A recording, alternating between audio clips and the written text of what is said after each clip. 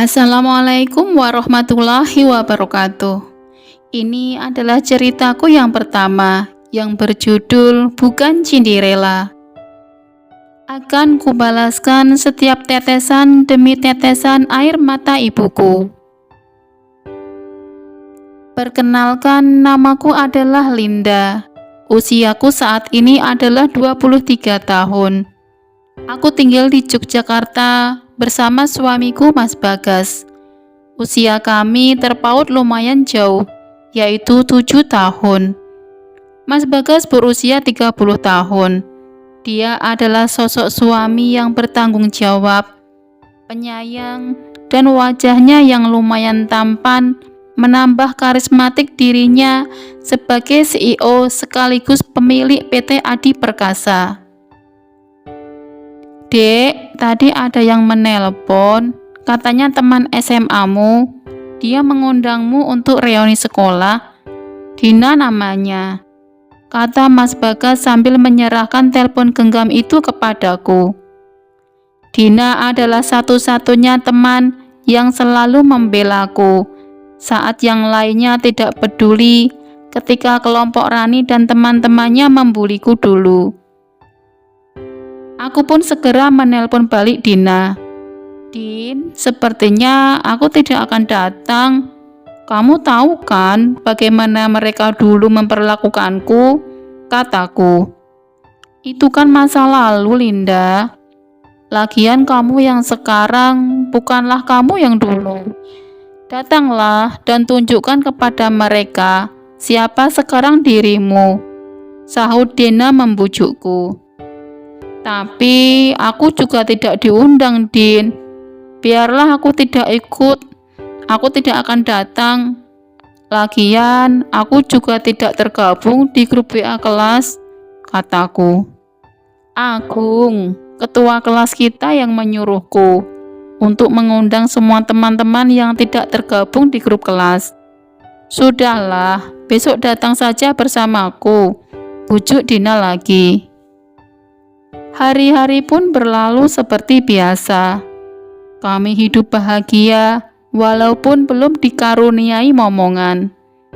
Pernikahan kami juga baru seumur jagung, yaitu 3 bulan. Kami menikah dulu di luar kota, di tempat orang tua Mas Bagas tinggal, yaitu di Kalimantan. Karena orang tua Mas Bagas mempunyai usaha tambang batu bara di sana. Jadi, aku pun tidak mengundang teman-temanku dulu di Jogja. Hanya Dina saja dari teman SMA-ku yang tahu kalau aku sudah menikah. Aku dan Dina terpisah saat lulus SMA. Dina melanjutkan kuliah di Jakarta. Sementara aku tidak punya biaya. Dan aku pun melamar bekerja di perusahaan tekstil yang kebetulan ada di kotaku. Disitulah aku dipertemukan dengan Mas Bagas, yang pada saat itu Mas Bagas sengaja menyamar sebagai OB untuk mendekatiku. Mas Bagas mulai tertarik denganku saat melihat CV lamaranku, katanya. Hari-hari pun berlanjut tanpa tahu identitas asli Mas Bagas. Namun menjelang pernikahan, Mas Bagas mengungkapkan jati dirinya yang adalah seorang CEO sekaligus owner dari perusahaan tempatku bekerja. Dek, kok melamun? Sudah malam, ayo tidur. Bukannya besok kamu mau berangkat reuni? Aku ada urusan sedikit dengan klien. Setelah selesai, aku akan menyusul. Biar sopir saja ya yang mengantarmu besok. Tidak usah, Mas. Aku mau berangkat dengan Dina saja, jawabku. Dan kami pun segera merebahkan diri. Mas Bagas nampak sangat kelelahan. Baru sebentar berbaring, kulihat sudah terlelap sangat nyenyak. Keesokan harinya, aku berangkat ke reuni menaiki taksi online bersama Dina. Aku memasuki gedung megah itu dengan percaya diri. Ya, mereka memilih hotel bintang 5 sebagai tempat pertemuan kami. Ternyata di sana sudah ramai dengan teman-temanku. Aku tidak tahu kenapa, tapi sebagian besar dari mereka menatapku keheranan. Aku dengar lirih di telingaku. Ada yang berkata begini, "Cantik sekali Linda sekarang, gayanya juga elegan, padahal baru beberapa tahun saja tidak berjumpa." Aku pun pura-pura tidak mendengar. Aku tetap tersenyum dan menyapa mereka satu persatu. Acara belum dimulai karena ada beberapa teman yang belum hadir. Tiba-tiba ada seseorang yang mendatangiku. "Linda, inikah dirimu? Aku tahu selain pintar, dari dulu sebenarnya kamu itu cantik, tapi kurang polesan saja," kata lelaki itu. Aku pun kaget mendengar suaranya yang tiba-tiba mendatangiku dari belakang. Ternyata dia adalah Agung, ketua kelas sekaligus pemimpin reuni ini. Semenjak kelas 10, Agung sudah menyukaiku. Tapi sayang, saat aku diajak ke rumahnya, mamanya Agung justru habis-habisan memaki dan menghinaku. Pertamanya sih cuma nanya-nanya aku orang mana, orang tuaku kerja apa, dan lain-lain. Setelah mengetahui semua, Ibu Agung mulai mengata-ngataiku. Katanya jangan dekati Agung lagi. Anak seorang buruh cuci tak pantas mendekati anak semata wayangnya itu. Padahal menurutku sih keluarga Agung juga tidak kaya-kaya banget. Ya cukupanlah dibanding aku yang hanya anak buruh cuci ini. Saat aku dan Agung sedang asik mengobrol, tiba-tiba datang seorang cewek seksi yang tak lain adalah Rani. Rani adalah siswa yang selalu membuliku waktu di SMA dulu. Dia dan 5 teman lainnya memang murid yang ditakuti di kelas karena sering berbuat onar dan sumber masalah. Aku ingat betul saat mereka mengunciku di toilet, padahal saat itu sedang ada ujian. Untungnya ada tukang kebun sekolah yang membukakan pintu untukku. Apalagi setelah mengetahui kalau Agung menyukaiku.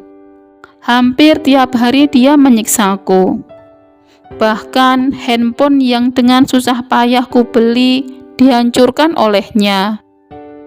Padahal untuk membelinya, aku mengumpulkan uang sedikit demi sedikit dari hasil aku menitip makanan ringan di kantin sekolah. Setiap hari aku bangun jam 3 pagi membuat gorengan, dibantu oleh ibuku. Ada yang ku titip di warung tetangga dan di kantin sekolah. Karena memang ada beberapa mata pelajaran yang tugas-tugasnya dikirim melalui HP, maka aku dengan semangat mengumpulkan uang itu untuk membeli HP Android. Selama ini Dinalah yang selalu meminjamiku dengan HP-nya. Makanya dulu kami sangat dekat. Karena setiap kali ada tugas yang memerlukan Android, aku selalu ke rumahnya. Dan ketika aku sudah bisa membeli HP, malah dihancurkan oleh Rani dan kawan-kawannya. Saat itu dia sangat marah karena mengetahui Agung memberiku coklat dan secari kertas yang bertuliskan kekagumannya kepadaku. Dilaporkan ke pihak sekolah pun percuma. Pandai sekali dia bersilat lidah. Ditambah lagi, kepala sekolah kami adalah saudara Rani. Mendengar ceritaku, ibuku pun cuma bisa menangis. Dan saat itu aku pun berjanji dalam hati kecilku bahwa akan membalaskan tetesan demi tetesan air mata ibuku. Tapi aku sadar diri dengan apa dan bagaimana cara membalasnya. karena untuk sekedar makan pun kami kesulitan. Tapi aku berjanji dalam hati untuk membahagiakan ibuku suatu saat nanti. Ayahku pergi meninggalkan kami berdua demi janda kaya itu. Dan sampai saat ini tidak tahu lagi ceritanya. Waktu itu aku masih duduk di kelas 9 SMP. Sudahlah, sedih sekali kalau mengenang masa-masa itu. Yang pasti, aku akan kembali melepotkan Dina jika ada tugas-tugas yang menggunakan HP. Rani mengagetkanku dengan teriakannya. Lalu tangannya pun menjambakku. Aku hampir terjatuh, tapi untungnya Agung memegangi tubuhku. Dan hal itu menambah Rani marah. Pada saat dia mengayunkan tangannya ke mukaku hendak memukulku, Agung dengan sigap mendorong Rani hingga membuatnya terjengkal. Dan malunya lagi karena terjengkang, celana dalamnya hampir kelihatan. Dan hal itu membuat teman-teman lainnya menertawakannya. Karena di kelas kami dulu, hampir semua siswa perempuan kena bulian kelompok Rani. Teman-teman Rani pun segera membantunya berdiri. Ternyata sampai saat ini pun mereka masih satu geng. Hei cewek jalanan, mentang-mentang kamu tampil cantik, bisa merebut Agung dariku. Agung ini sekarang pacarku, ketus Rani keras. Agung menunjukkan muka marahnya ke Rani sambil berkata, kemarin aku memang masih menjadi pacarmu, tapi sekarang tidak lagi. Kita putus, bentak Agung. Apa-apaan ini Agung? Apa gara-gara wanita murahan ini kamu putusin aku? Jangan tertipu sama penampilannya Agung. Mungkin saja kan dia jual diri hingga bisa membeli baju mahal dan makeup tebal ini, kata Rani. Diam kamu Rani, aku sudah muak dengan tingkahmu selama ini. Dan sudah berkali-kali ingin meninggalkanmu. Tapi kamu memanfaatkan persahabatan orang tua kita agar kita tidak putus. Tapi sekarang tidak lagi. Aku akan menceritakan semua kelakuan bejatmu itu kepada kedua orang tuaku, agar mereka tidak lagi memaksaku untuk menikahimu, bentak Agung lagi. Jangan Agung, maafkan aku. Aku rela melakukan apapun yang kamu minta. Asal jangan tinggalkan aku, rengek Rani. Diam kamu, bentak Agung sambil meninggalkan tempat reuni itu dengan emosi. Lihat kamu, puas kamu, sudah berhasil menghancurkan hubungan kami, kata Rani sambil melotot dan tangannya menunjuk-nunjuk ke arah mukaku. Bukan aku yang menghancurkannya, tapi dirimu sendiri. Ini semua adalah hasil dari apa yang telah kamu tanam, kataku dengan tetap berdiri tenang. Dina terus memegangiku, takut aku diapa-apain lagi sama Rani, dan mengajakku untuk pergi saja, namun aku menolaknya. Semua mata masih memandangi kami, entah apa yang ada dalam pikiran mereka, aku pun tak tahu. Rani mendekatiku dengan amarah yang membara.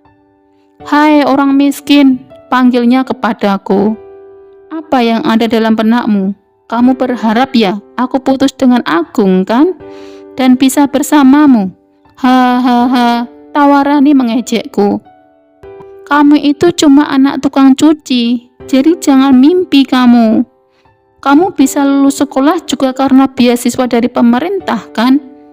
Lihat aku, lulusan S1 universitas ternama di kota ini. Dan sekarang aku adalah seorang sekretaris di PT Adi Perkasa, perusahaan terbesar di kota ini. Paham kamu? Seketika mataku terbelalak. Itu kan perusahaan suamiku. Oke, baiklah. 1 poin untukku. Lihat saja nanti apa yang akan kulakukan padamu, kataku dalam hati. Melihatku tetap tenang, Rani makin emosi dan malah menjambakku. Dina menarik tangannya, tapi justru cengkeramannya semakin kuat. Aku pun berusaha melepas sengkeraman itu, namun justru aku yang terguling.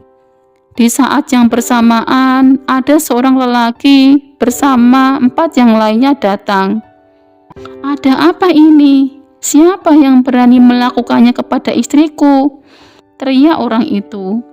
Ternyata itu adalah Mas Bagas yang didampingi oleh 4 orang ajudannya.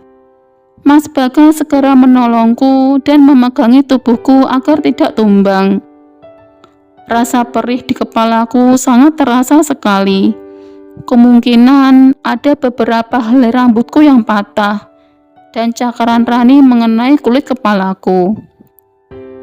Mata Rani terbelalak melihat suamiku yang adalah bosnya di tempat dia bekerja. Maaf Pak Bagas, apa maksud semua ini? Kenapa Anda menyebutnya sebagai istri Anda?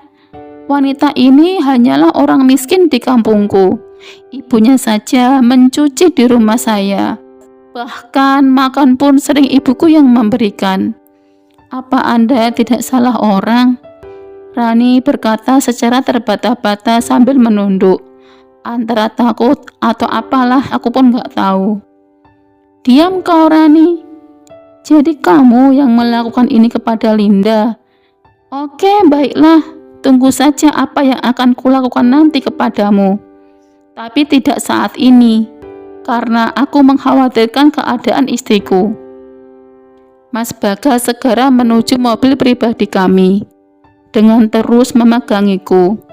Tampak kekhawatirannya di wajahnya. Dina pun ikut dalam mobil kami. Sementara itu, Rani tampak kebingungan, tidak tahu apa yang harus dilakukannya. Karena malu jadi tontonan teman-teman, ia pun segera lari menuju mobilnya, diikuti sekelompok teman-temannya itu. Aku pun dibawa Mas Bagas ke dokter. Ternyata selain di kepala juga ada beberapa luka di leherku. Pantas saja sedikit terasa perih. Selain diobati, Mas Bagas juga meminta bukti visum dari dokter untuk melanjutkan laporan ke polisi. Mas Bagas memang sangat menyayangiku. Dia tidak rela siapapun menyakitiku. Aku pun tidak tahu lagi apakah reuni dilanjutkan atau tidak. Karena waktu aku meninggalkan tempat itu, reuni belum dimulai. Ditambah lagi ketuanya yaitu Agung telah pergi meninggalkan tempat itu lebih dulu. Sementara itu di rumahnya, Rani seperti orang gila. Marah-marah tak jelas. Teman-temannya pun cuma bisa diam melihat Rani melempar barang-barang yang ada di kamarnya. Sialan wanita itu. Memang pembawa sial dalam hidupku, teriak Rani. Apa yang menarik dari anak tukang cuci itu, sehingga Pak Bagas tertarik padanya? Pasti dia mengguna-gunainya, lanjutnya. Tapi walaupun kamu tidak suka, kamu harus meminta maaf kepada Linda. Kalau tidak ingin kamu dipecat, kata salah satu teman Rani. Iya Ran, perusahaan Pak Bagas adalah perusahaan terbesar di kota ini. Dan gajimu juga sangat besar, bukan? Kamu tidak akan bisa mendapat pekerjaan sebagus ini lagi nanti loh, sahut temannya yang lain. Lagian kamu dulu bisa diterima bekerja di sana juga atas bantuan ayahnya Agung sebagai HRD di sana. Kalau tidak, mana mungkin bisa, karena seleksinya sangat ketat, sahut temannya yang lain lagi. Muka Rani tambah marah. Ini adalah pilihan yang sangat sulit. Hati Rani bertambah hancur karena Agung pun meninggalkannya. Dengan keadaan masih marah, Rani mengusir teman-temannya. Hatinya gelisah, tidak tenang memikirkan Agung. Dia pun melajukan mobilnya ke rumah Agung dan segera masuk ke rumah Agung, yang segera disambut oleh Ibu Agung yang kebetulan di rumah. Ada apa Rani? Duduklah dulu. Aku panggilkan Agung ya. Kenapa mukamu merah seperti itu? Rani cuma bisa terdiam dan duduk di sofa. Ibu Agung segera bergegas memanggilkan putranya itu. Ketika baru melangkah menuju ruang tamu, Rani buru-buru berlari memeluk Agung dan menangis terseduh-seduh. Ibu Agung yang keheranan cuma bisa menyaksikan mereka dalam kebisuan. "Agung, maafkan aku. Jika kamu menginginkan aku untuk minta maaf kepada Linda, baiklah, akan kulakukan. Tapi aku mohon, jangan putuskan aku. Bukankah sebulan lagi kita akan tunangan?" "Apa? Linda? Bukannya itu adalah nama gembel yang pernah mendekatimu waktu itu, Agung?" ucap Ibu Agung. Sambil sedikit mendorong Rani, Agung pun mendekati ibunya. "Jangan pernah menyebutnya sebagai gembel, Ma. Dia lebih baik daripada Rani. Linda anak terpintar di kelas kami dulu. Tingkah lakunya juga baik, berbanding terbalik dengan calon menanti idamanmu itu. Di sekolah kerjanya cuma bisa membuli teman-temannya. Bahkan dia juga sering menyuruh Linda mengerjakan tugas-tugasnya. Bahkan tugas-tugas seluruh anggota gengnya. Jarang masuk kelas. Bahkan dia juga sering merokok dan mabuk-mabukan di kafe. Tolong buka mata hati Mama." Tamparan keras mamanya tepat mengenai muka Agung. "Cukup, Agung. Jangan hanya karena wanita miskin itu kamu menjelek-jelekkan Rani," kata Ibu Agung. Ibunya Agung memang sangat membenci Linda. Sebenarnya dalam hati kecilnya dia menyukai Linda karena Linda memang gadis yang manis dan pintar. Dan soal kemiskinan itu tidak menjadi soal karena uang bisa dicari. Tetapi setelah dia tahu siapa ibunya Linda, kemarahan itu semakin memuncak. Ya, Ibu Linda adalah gadis idola suaminya, yaitu Pak Broto, pada waktu SMA dulu. Namun orang tua mereka malah menjodohkan Pak Broto dengan dirinya. Dan Ibu Agung selama bertahun-tahun lamanya sangat sulit sekali untuk menghilangkan ingatan suaminya itu kepada wanita itu. "Rani, ayo kita ke rumah wanita miskin itu. Biar tante yang menghajarnya karena sudah berani menghancurkan hubungan kalian," kata ibunya Agung dengan lantang. "Tidak bisa, Tante," jawab Rani lirih. "Lah, kenapa?" tanya ibunya Agung keheranan. Demikian pula dengan Agung. Biasanya wanita itu suka sekali dengan yang namanya berkelahi. Kenapa sekarang menolak? Kata Agung dalam hati. Wanita itu sekarang adalah istri dari pemilik PT Adi Perkasa, Tante.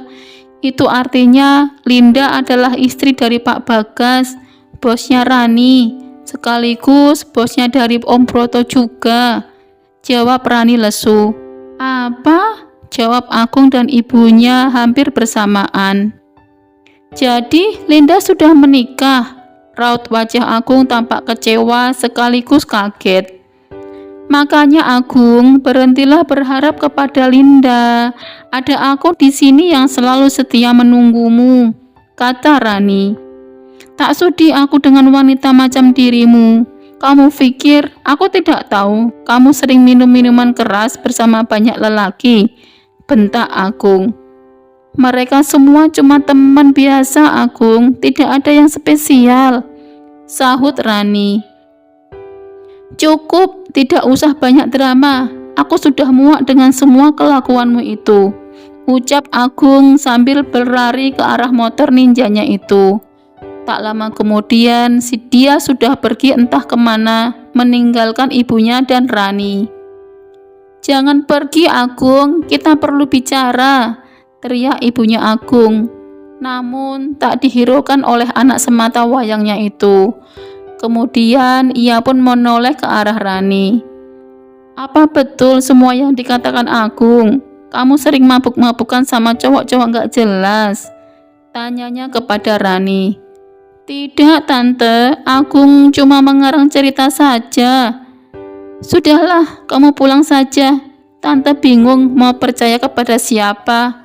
kata ibunya Agung sambil marah dan masuk ke kamarnya. Pagi itu di kantornya, Rani kelihatan resah. Ini tentang pekerjaannya. Kalau sampai ia dipecat, tak tahu lagi mau mencari pekerjaan di mana. Karena Rani tidak mau juga sih kalau cuma sembarang bekerja. Pekerjaan yang sekarang adalah yang terbaik menurutnya. Karena bisa bekerja di perusahaan besar, jabatannya bagus, dan gajinya juga besar. Dan tanpa harus bersusah payah melamar. Karena dulu semua itu dia dapatkan atas bantuan Pak Broto, ayahnya Agung, atas desakan istrinya. Tiba-tiba pintu diketuk yang membuat Rani terkejut. "Selamat pagi, Bu. Maaf, Ibu Rani dipanggil Pak Bagas ke kantornya," kata seorang pegawai di kantor itu. Dengan hati bergetar, Rani pun memberanikan diri memasuki kantor bosnya itu. Rani pun dipersilakan masuk. Di sana sudah ada Mas Bagas bersama denganku.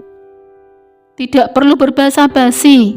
Setelah mendengar cerita istri saya di masa lalu dan perlakuanmu kepada istri saya pada reuni itu, kamu tidak pantas lagi bekerja di perusahaanku. Silahkan angkat kaki dari sini. Dan ini uang pesangonmu, kata Mas Bagas dengan tenang, tanpa emosi sedikit pun. Oh ya, kalau kamu bermaksud melamar kerja di kantor cabang kami yang ada di seluruh Indonesia, juga sudah tertutup untukmu. Dan kalau kamu mau melamar di perusahaan-perusahaan kolega kami, juga maaf, namamu sudah di blacklist. Rani meneteskan air mata dan malah bersujud di bawah kakiku. Tolong maafin aku, Linda. Aku berjanji akan berubah. Tapi tolong bilang ke Pak Bagas untuk tidak memecatku. Rani menangis terseduh-seduh sambil terus memohon. Aku akan memaafkanmu, tapi untuk urusan perusahaan dan seluruh karyawannya, aku tidak bisa ikut campur. Maaf ya, silakan kamu pergi dan kemasi barang-barangmu, ucapku. Rani pun dibawa security untuk pergi dari kantor Mas Bagas. Karena memang Rani tidak mau pergi, marah terus memohon. Di rumahnya, Rani pun seperti orang stres. Kehilangan pekerjaan, ditambah lagi ditinggalkan oleh Agung. Teman-temannya ditelepon tidak ada yang merespon. Katanya tidak mau terlibat lagi dalam urusan Rani. Orang tua Rani pun kewalahan membujuk Rani untuk berhenti berteriak-teriak dan membanting-banting barang. Ditambah lagi, pagi-pagi keluarga Rani dikejutkan oleh mobil polisi yang datang ke rumahnya, yang bertujuan untuk menjemput paksa Rani. Karena Rani memang melawan. Rani ditangkap polisi dan dijatuhi hukuman 3 bulan atas penganiayaan terhadap diriku. Memang sebentar sih, karena luka-lukaku juga tidak terlalu parah. Tapi mudah-mudahan bisa memberi efek jera dan bisa merubah sifatnya yang arogan dan mau menang sendiri itu. Dan untuk Pak Broto, walaupun ia dulu yang memasukkan Rani di kantor Mas Bagas, namun beliau tidak dilibatkan dalam masalah ini. Karena Pak Broto adalah orang yang baik dan punya kualitas kerja yang sangat baik juga. Dulu Mas Bagas menerima Rani juga karena menghormati Pak Broto yang selama ini punya peranan besar terhadap kemajuan perusahaan. Rumah tangga kami pun berjalan dengan bahagia. Apalagi sekarang diriku dinyatakan hamil oleh dokter. Dan untuk Agung, dia sudah bisa mengikhlaskan diriku bersama yang lain. Dan dia pun kini mengikuti anjuran ayahnya, yaitu Pak Broto. Agung dinikahkan dengan gadis cantik pilihan ayahnya itu. Dan mereka pun kini hidup dengan bahagia. Kisahku hampir sama dengan kisah Cinderella, gadis miskin yang dinikahi oleh bangsawan kaya. Namun aku sih bukan Cinderella, cuma gadis desa yang beruntung saja, yang kebetulan Allah mentakdirkan diriku berjodoh dengan pemuda kaya. Dan Mas Bagas pun sangat baik dengan ibuku. Mas Bagas menyetujui saat aku meminta ibuku untuk tinggal bersama kami. Saat ini kami hidup bahagia tanpa gangguan yang berarti. Dan kami pun sedang menunggu kelahiran anak pertama kami. Untuk Rani, dia terus saja meratapi nasibnya di dalam penjara. Sedikit demi sedikit, ia sadar kalau sifat egoisnya, kesombongannya, dan sifat mau menindas terhadap sesama, itulah yang kini menghancurkannya. Kini dia cuma bisa pasrah menghabiskan masa tahanannya dengan rajin beribadah dan introspeksi diri. Dia berjanji seandainya keluar nanti, dia akan meminta maaf kepada semua orang yang telah menyakiti dirinya, terutama Linda. Dan cerita pun berakhir dengan happy ending. Tamat.